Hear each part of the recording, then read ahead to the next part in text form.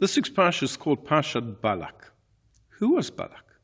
Balak was the king of Moab, a nation neighboring the land of Canaan. Moab, in fact, is a relative of the Jewish people. The original Moab was the son of Lot, Lot being the nephew of Abraham. The Jewish people had been traveling through the wilderness, and they were approaching Canaan.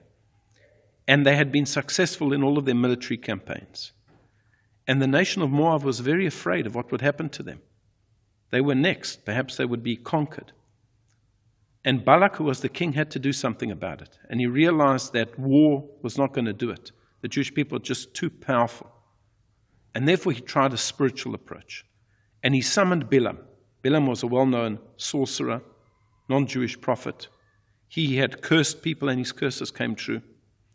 And he called Balaam. He invited Balaam to come and curse the Jewish people, and he would be rewarded handsomely.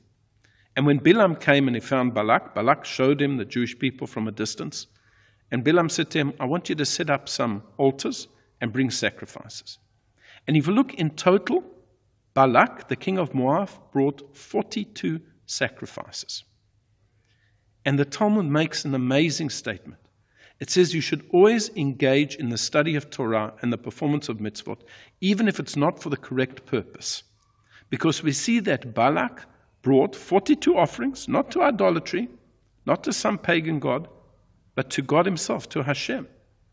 And even though he did it for the wrong purpose, his purpose was to try and convince Hashem that through Balaam he should curse the Jewish people. So he did it for the wrong purpose, but nevertheless he brought those sacrifices. He merited in that one of his descendants was Ruth. And from Ruth came King David. Ruth was the great-grandmother of King David. And therefore the sages tell us, always engage in the study of Torah, the performance of mitzvot, even if it's for the incorrect reason, because ultimately you'll come to do it for the right reason. That's an amazing, amazing statement of our sages. And it's something that really is very liberating.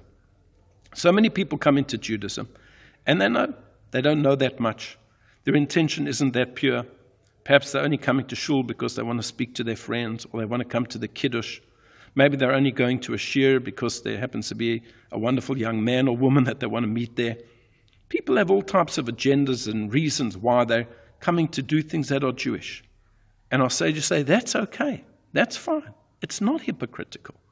Because what you're engaged in is a good type of an activity. To study Torah, to do mitzvot, do it. It's a good activity. Yes, you don't have the right reasons, but you know that you don't have the right reasons. You know that you don't have the right intention. But you'll come to the right intention eventually. It doesn't happen overnight. It may not happen within a week or a month or even a year or several years. But you'll come to the right intention ultimately. And therefore don't say, you know what, I'm not getting involved because I don't believe yet, or I don't understand yet, I don't have the right feelings yet. Get involved. Engage yourself in your Judaism, in your study of Torah and your performance of mitzvot, because ultimately you'll come to do it for the right purpose. I wish you a Shabbat Shalom.